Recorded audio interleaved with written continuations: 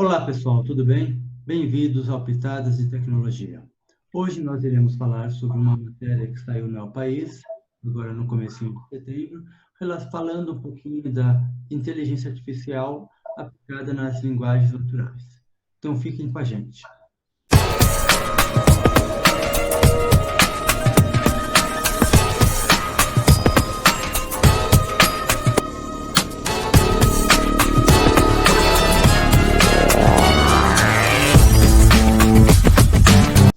Bom, meu nome é Nelson Aguiar. E eu sou Carlos Menezes. Bem-vindos a mais um Pitadas de Tecnologia número 4. Nelson, nós vamos falar agora sobre aquele artigo, né, do El País. Conta Isso. pra gente. O El País, ele fez um artigo denominado Nos livros, elas são lindas e encantadoras. Eles, corajosos e racionais. Essa matéria, né, foi uma matéria que o País fez, saiu agora dia 1º de setembro. Eles citam uma pesquisa realizada por cientistas da Universidade de Copenhague, e esse estudo, essa pesquisa realizada, fizeram em cima de livros escritos em inglês entre os anos de 1900 e 2008, tá? O que esse estudo realizou? Ele analisou a linguagem utilizada nesses livros, tá? Claro que essa pesquisa serviu para realizar vários estudos relacionados à linguagem, e a matéria, ela puxa para a questão do gênero utilizado nessa linguagem dos livros de 1900 a 2008, tá?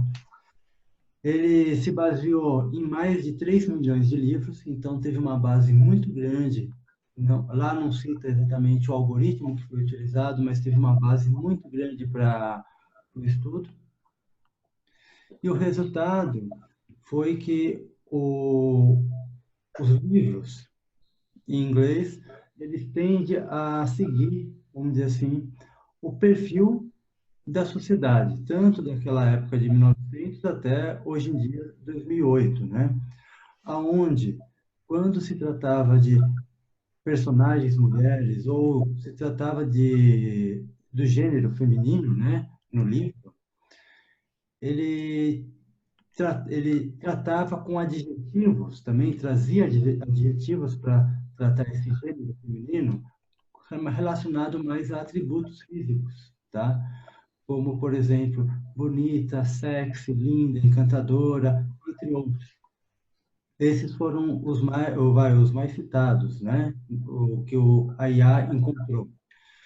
E quando o personagem, o gênero que estava sendo tratado ali era masculino, né?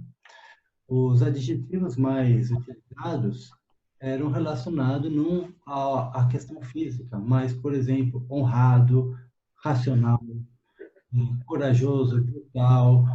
Então, tinha muita questão relacionada à força e à personalidade.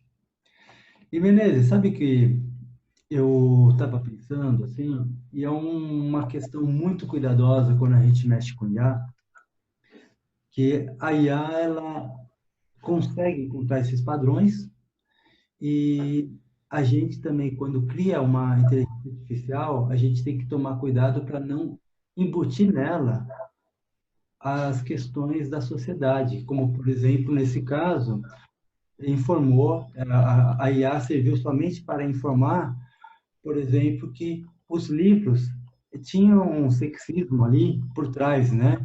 Que representava, que representa, na verdade, a sociedade. E a IA, ela também traz um pouquinho disso. Alguns exemplos que eu vou citar aqui, que eu andei analisando, existem uma inteligência artificial também relacionado a assistentes, né, que a gente chama hoje em dia, que são feitos para o futuro talvez ser um assistente completo. Hoje em dia ele ainda é um pouco deficiente, mas já dá um help, dá uma ajuda muito boa. Como, por exemplo, aquela a Siri da Apple, né? Tem o OK Google, tem o Bixby, tem, que mais? O Cortana, o Alexa. Então, esses aí são tudo assistentes, né? E, querendo ou não, quando a gente fala de assistente, a gente logo liga o quê? Um secretário, uma secretária pessoal. Esse é o intuito esses aplicativos, desses sistemas inteligentes. E se a gente começar a reparar, todos eles são vozes femininas, né? E contrapartida, pode questionar, não, mas todos são vozes femininas, não tem nada demais isso aí. Mas se a gente olhar para um outro lado, a gente consegue achar sistemas inteligentes também que têm vozes, por exemplo, até no Watson da vida, ou no Ross, ou no Einstein do Salesforce, que são vozes masculinas, só que ali eles representam o quê? Um outro, uma outra tarefa, tarefas que são mais valorizadas no mercado, tá? Como, por exemplo, um sistema de advocacia, um sistema de tomada de decisão mais detalhado, com um, um item, vamos dizer assim, um valor ali embutido mais alto do que um assistente, né? Então, querendo ou não, essas empresas ainda trazem, no meu ponto de vista, algo ainda da sociedade, tá? Essa questão do sexismo, onde um assistente é uma voz feminina e quando você tem um software que teoricamente tem um valor mais alto, um valor para o mercado de trabalho maior, ele já traz uma questão da voz masculina, né? Boa E, observação. e Inclusive, você sabe que até eu tive refletindo sobre, não especificamente sobre esse assunto do gênero, né? Mas, aham, por exemplo, a inteligência artificial, ela funciona basicamente especificamente, né, o aprendizado automático, pelo aprendizado de padrões, né? sim, Padrões que, de uma forma ou de outra, são obtidos por preencher parâmetros que são inferidos de estatísticas, né? Basicamente, quer dizer, é um modelo estatístico e eu preencho parâmetros, né?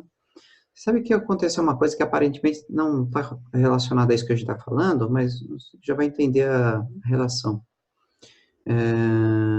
Acompanhando aí um pouco alguns canais no YouTube, eu caí num vídeo que eu achei curioso, aí eu fui olhar lá do que se falava, né? O criador do vídeo, ele é um autor brasileiro que analisa hardware, né? Ele analisa peças de computador, tudo, testa e dá opinião sobre qual é o melhor e tal. E aí ele fez um vídeo para explicar o problema que ele teve ao fazer vídeos para o YouTube falando sobre SSD. Porque ele subiu o vídeo fazendo um comparativo, e o que aconteceu? Na verdade é o Google, né? O YouTube vetou o vídeo dele.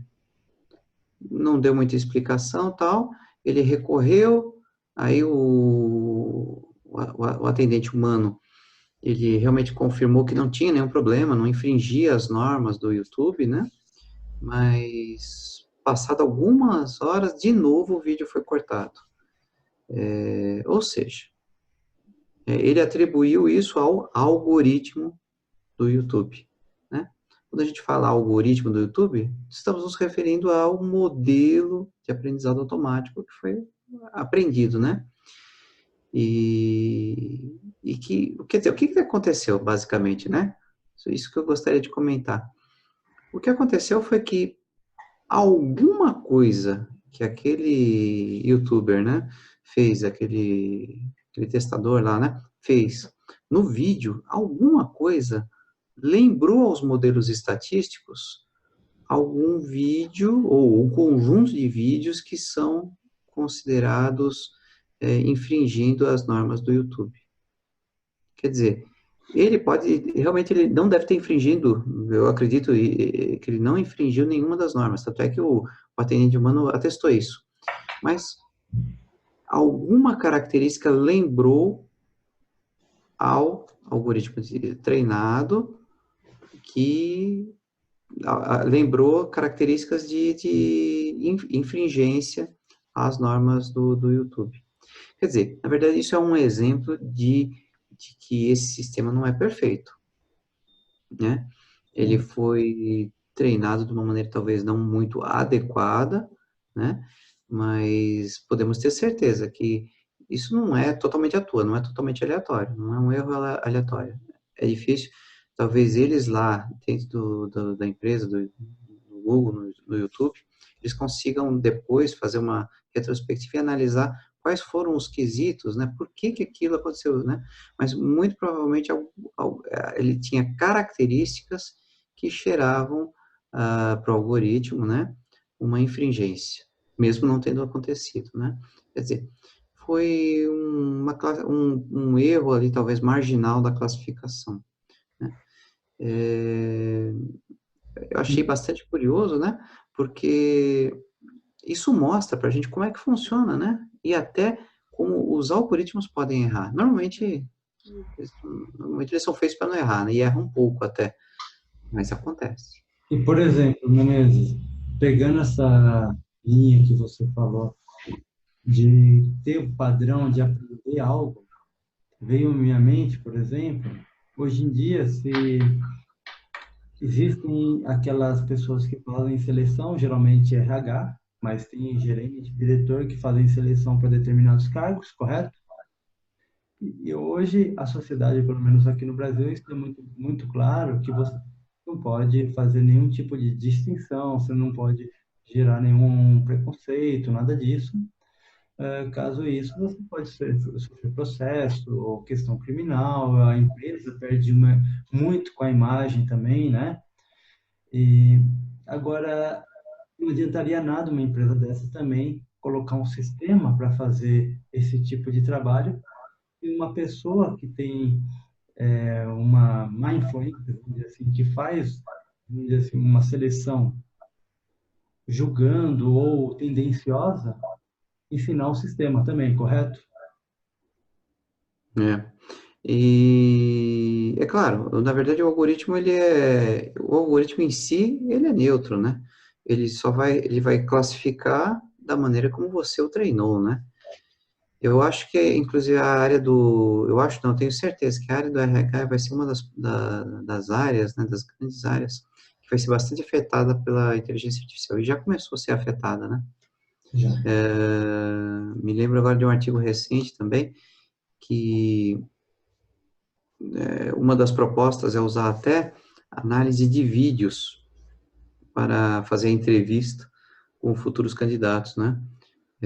Também algoritmos de aprendizado automático, né? Conseguem reconhecer nas feições, nos traços da pessoa, indícios, por exemplo, de que a pessoa está mentindo, indícios que a pessoa não está levando a sério ou está querendo esconder alguma coisa, né? Coisas sutis, né, que um entrevistador experiente consegue perceber, claro, né, feito de uma maneira automática. Olha que interessante, né? É muito Como se fosse interessante, né? inteligência artificial, aprendizado automático, mais um exemplo ligando com isso que você comentou, né? Isso. E isso também leva também a gente pensar o seguinte, né? Que, por exemplo, essa questão de sinais vamos dizer assim, linguagem corporal, né? Que seria mais ou menos isso. Exato. A pessoa que é um leitor disso experiente, muitas vezes ela consegue até reconhecer se aquele sinal, por exemplo, né, se o cara está mentindo, é um sinal de mentira, ou pode ser simplesmente um cacoete, pode ser é, a pessoa tem alguma questão que ela faz aquela ação, mas não de propósito, não por causa que está mentindo, né? Daí também levanta aquela dúvida, né? Se o sistema realmente vai conseguir distinguir isso, ou se ele vai encarar isso como, é sempre mentira, então vai entrar naquelas questões do falso positivo, falso negativo, né? Que aí atrás. Então, são discussões muito proveitosas que a gente tem nessas áreas, né? É verdade. Eu lembrei também quando a gente estava discutindo sobre o texto, eu lembrei que tem pesquisadores dessa área, né, da processamento de linguagem natural, que já fizeram umas coisas assim, talvez até mais assim curiosas do que o que esses pesquisadores fizeram. São um pouco diferentes, né, mas tem a ver. Eles, através de padrões, também, né, busca de padrões, esses daí estavam procurando padrões de adjetivos e relacionados ao gênero, né? Isso. Agora, um estudo que foi feito alguns anos atrás, conseguiu, para você ter uma ideia, decifrar uma língua que era uma língua cifrada de uma sociedade secreta, né? Olha que curioso. Uma língua cifrada que ninguém sabia, tinha um texto ali, ninguém sabia o que significava, né? E aí ele, por padrões, né, é quase beirando lá o estudo de criptografia, né? De criptografia, de decriptografia, né? Ele conseguiu gerar modelos e conseguiu descobrir qual era, como que poderia traduzir essa língua, né? Ele fez o trabalho de um Champollion, né? Champollion foi aquele estudioso que conseguiu decifrar a escrita egípcia, né? Usando a pedra moabita, que tinha o mesmo texto em 3 idiomas, né? 2 idiomas eles conheciam, né? E o terceiro era o egípcio, né? A escrita egípcia antiga. E aí, fazendo as correlações, ele conseguiu decifrar o significado da escrita. Esse pesquisador fez uma coisa parecida, né? Também procurando padrões, né? Essa é a história, né? Então, esses estudos, né? Podemos chamar assim de arqueologia da linguagem, né? Olha que nome bonito, né? Bonito, Arqueologia. bonito. Foi. É bonito, né? Porque é como se fosse a nossa língua, né? É um fenômeno, não é um fenômeno físico, mas é um fenômeno natural que está aí, né? Para ser estudado, para ser pesquisado. A arqueologia, quando você olha textos antigos, você está meio que desenterrando o passado, né? E Sim. aí procurando padrões que talvez não sejam tão óbvios, né? Então, olha quantas áreas que existem, né? E que vão ganhar força cada vez maior com esse avanço crescente da inteligência artificial. Não é verdade, Nelson? Com toda certeza. Viu? Então, a gente deu uma palhinha aqui, uma pitada para você. Um, um pouquinho do artigo. Quem quiser, que tiver curiosidade de acessar o artigo, a gente vai deixar nas descrições do vídeo, tá? Isso. A gente falou um pouquinho também da questão de padrões que foi utilizado nessa pesquisa, linkamos com outros assuntos aqui. Espero que vocês tenham gostado, né, Menezes? É isso aí. E esperamos vocês novamente no Pitadas de Tecnologia 5. Então tá ótimo, pessoal. Até a próxima.